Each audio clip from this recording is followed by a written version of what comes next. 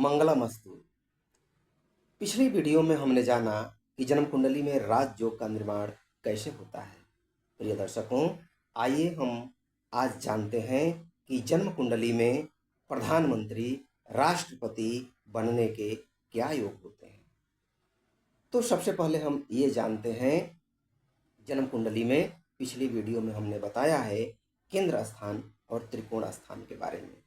तो वहाँ पर बनने वाले केंद्र और त्रिकोण के संबंध व्यक्ति के जीवन के प्रबल राजयोग होते हैं।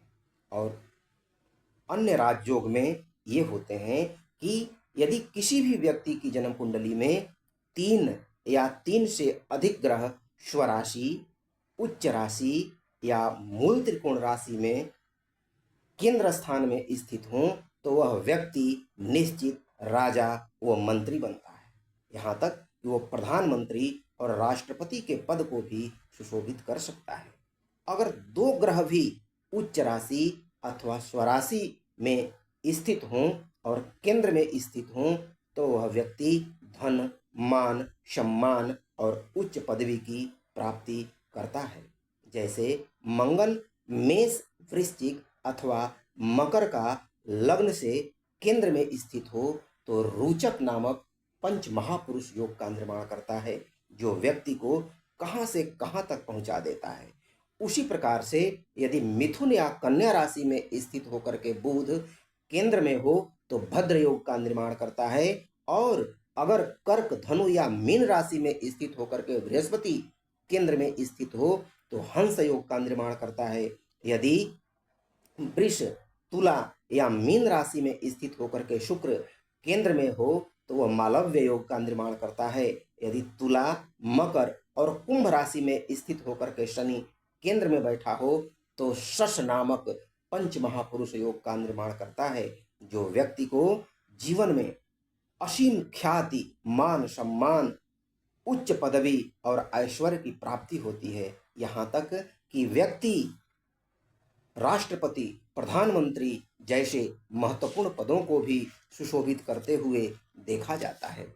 यदि एक ग्रह भी उच्च राशि, स्वराशि या मित्र राशि में स्थित होकर के केंद्र या त्रिकोण में बैठता है तो भी व्यक्ति के जीवन में अपार धन संपत्ति, मान, सम्मान और स्वाभिमान की रक्षा युक्त पद प्रदान करता है, जो व्यक्ति के जीवन में बहुत ही महत्वपूर्ण होते हैं। यदि लग्नेश बलवान होकर के अकेला केंद्र में स्थित हो तो प्रबल राजयोग कारक है और यह उत्तम राजयोग है। लग्नस्थ बृहस्पति की पूर्ण दृष्टि पंचम भाव पर, सप्तम भाव पर, नवम भाव पर और इन भावों पर पड़ती है, अतः तीनों ही भावों की वृद्धि करती है। इसीलिए उसका जीवन जातक का सुखमय हो जाता है, ऐश्वर्यवान हो जाता है, क्योंकि ये तो सर्वविदित है ज्योतिष में बृहस्पति जहाँ बैठते हैं उसकी हानि करते हैं, लेकिन जहाँ देखते हैं उसको आबाद कर देते हैं। बृहस्पति की दृष्टि अमृत दृष्टि होती है, जहाँ उनकी दृष्टि पड़ जाती है वो भाव आबाद हो जाता है। उसी प्रकार से लग्न में तथा लग्न से दूसरे और 12वें यदि शुभग्रह स्थित हों तो भी राजयोग का निर्माण करते हैं और वह व्यक्ति को निचाई से ऊंचाई तक पहुंचा देते हैं। इस प्रकार से यदि लग्न से 6ठे, 7वें और 8वें शुभग्रह स्थित हों तो भी राजयोग का निर्माण करते हैं। ये भी व्यक्ति को असीम मान, सम्मान और सफलता तथा अकल्पनीय ऊंचाई तक पहुंचा देते हैं।